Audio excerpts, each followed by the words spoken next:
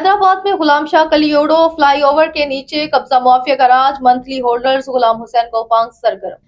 Senior सूबाई वजीर शर्जील इनाम मेमन के इंतखाबी हल्के में वाक़या गुलाम शाह कलोड़ो फ्लाई ओवर के नीचे कब्जा मुआफिया का राज कायम हो चुका है।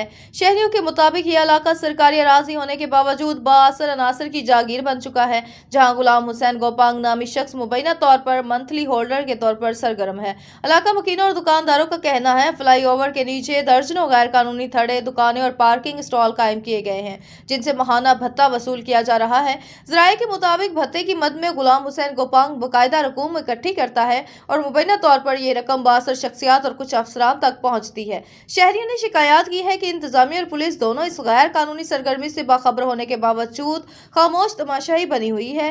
फ्लाई ओवर के नीचे तजावुजात के बाइस ट्रैफिक में रुकावट, कचरे के ढेर और जराइम में इजाफा हो रहा है। समाजी रहनुमाओं का कहना है ये इलाका सीनियर सूबाई वजीर के हल्के में आता है, जहां कानून की हुक्मरानी की बजाय कब्जा मुआफिया ने अपना निजाम कायम कर रखा है।